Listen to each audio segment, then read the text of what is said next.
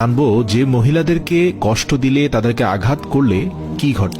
হযরত আলী রাদিয়াল্লাহু তাআলা আনহুর কাছে এক ব্যক্তি আসলেন এবং তার দুই হাত রেখে একত্রিত করে বলতে লাগলেন, ইয়া আলী, আমার বিবি আমার ঘরের ঠিকঠাক মতো দেখাশোনা করে না, সে আমার কোনো কাপড় পরিষ্কার করে দেয় না এবং সে ঘরের জিনিসপত্র ঠিকঠাক মতো গুছিয়ে রাখে না। তাহলে কি তার সাথে আমি রাগ করব না? তাকে কিছু মারপিট করা উচিত না? এতটুকু বলার সঙ্গে সঙ্গে হযরত আলী রাদিয়াল্লাহু তাআলা আনহু বললেন, কে বলেছে তোমার বিবির উপর তোমার ঘরের কাজ করা ওয়াজিব রয়েছে? মনে রাখবে, ইসলামে মহিলাদের সম্মানকে যতটা উঁচুতে রাখা হয়েছে ততটা সম্মান অন্য কোনো মাযহাব দিতে পারেনি।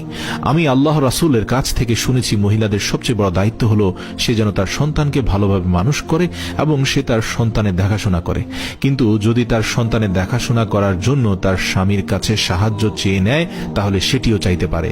আর এখানে তুমি তাকে ঘরের কাজ করার জন্য বলছো।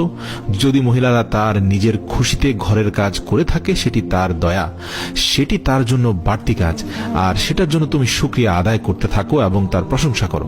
আমি আল্লাহর রাসূলের মুখ থেকে শুনেছি, যে সময় মহিলারা নিজের ঘরের কাজ করে থাকে সে সময় আল্লাহ রাব্বুল আলামিন ফেরেশতাদেরকে পৃথিবীর মাটিতে নামিয়ে দেন আর বলেন, যতক্ষণ পর্যন্ত এই মহিলা তার স্বামীর ঘরের কাজ করতে থাকবে ততক্ষণ পর্যন্ত তুমি তার জন্য ইবাদত করতে থাকো, আমি এই সকল ইবাদত তার আমলনামায় যুক্ত করে দেব। সুবহানাল্লাহ। আর সেজন্য যদি কোনো মহিলা তার নিজের স্বামীর ঘরকে নিজের ঘরের মতো আগলিয়ে রাখে, সেটি তার জন্য পৃথিবীর সর্বশ্রেষ্ঠ ইবাদত হয়ে যায়। এটি মহিলাদের খুব সুন্দর একটি নৈতিকতা যে তারা স্বামীর ঘরকে জান্নাত বানিয়ে রাখে, তোমার বাচ্চাকে খুব সুন্দর করে মানুষ করে গড়ে তোলে। কিন্তু কেউ যদি কোনো মহিলার উপর জুলুম করে আর বারবার ঘরের কাজের জন্য পেরেশান করে বিরক্ত করতে থাকে, তার উপর অত্যাচার করে থাকে, তাহলে রোজ হাসরের দিন আল্লাহ রাব্বুল আলামিন সেই মানুষটির গর্দান ধরে টেনে নিয়ে আসবেন এবং তাকে কঠিন শাস্তি দিবেন।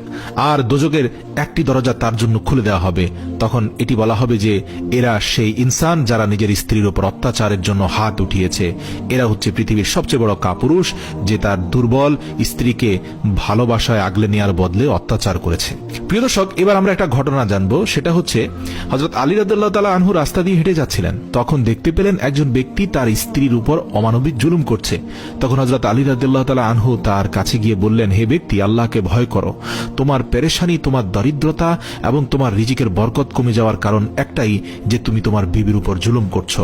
মনে রেখো, বিবির উপর জুলুমকারীর ঘরে আল্লাহর রহমত আসে না, বরকত আসে না, দারিদ্রতা তাকে আঘাত